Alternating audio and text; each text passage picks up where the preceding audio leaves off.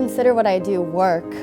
Most of the time, you know, in any case, the word is to play the piano. So for me, it's more fun. Sometimes it's harder, you know, when I have to go for engagements in the world, to travel and all this stuff, it's harder. So you have to keep in mind, yeah, it's my work, that's what I do, but still it's a lot of fun. So I forget that I work and I play, I perform, I share.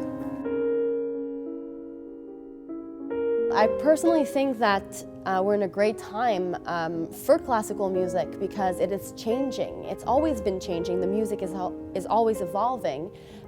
But in terms of what we can do with it today, you know, of course, we talk about CDs being, you know, out of our time and not as interesting to have, but you know, we have the media, we have the internet and all these things that are great, I think, for classical music as well.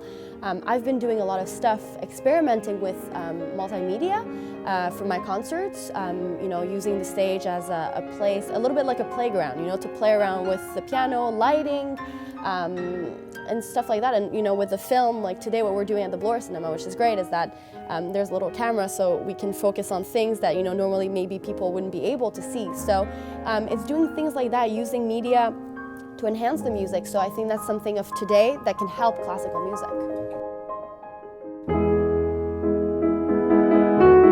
I never thought really it was intrusive. I know there are a couple of instances that are not necessarily in the film that I asked Bobbi Jo to maybe stop, you know, filming, but you know, most of the time she was respectful, and that's the thing with, I think, making a movie like that, is that you have to be very close to the person that's, you know, doing it. So the camera was not intrusive because it was only Bobbi Jo or it was only, you know, Robbie. It was one person. There was never a crew or anything. So I often forgot that there was a camera, and when I spoke, I wasn't speaking to the camera.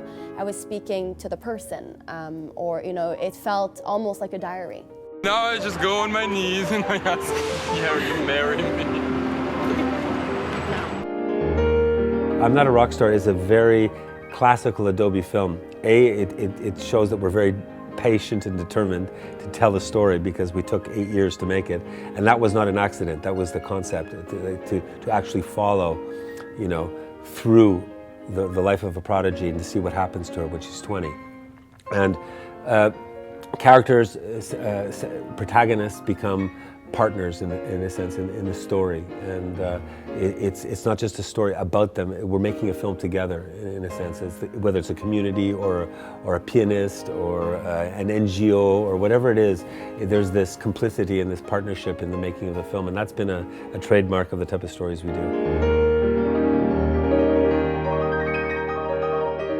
Really, to succeed as a documentary filmmaker, what you're looking for is this sense of calling. The story comes from within, you know, and it's not like you're being hired to do this job. It's something that you really want to do, that you believe in, that you're connected to. You're connected to the subject matter. You're connected to the story, and there's this passion for the cause or the story. Okay, that's the real genesis, the foundation of making that type of film, you know. And with Marika, we really wanted to do a story about an artist growing up and what it's like to be an artist. And we're artists ourselves, and it's also about growing up, which is a theme that I've done a lot, you know, from turning 32 to turning 16 to growing up on the streets. The growing up, going from childhood to teenage years to adulthood, and seeing the maturation of a dream or the maturation of passion or what happens with it. And time does give. It's called process documentary, but time does give stories depth. You can have depth in one moment, but I mean, time definitely gives films.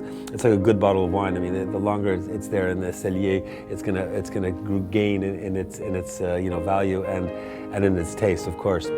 And the same thing with a great film. It matures, and it's an adventure, and there's also what I love about everything I do is the unknown.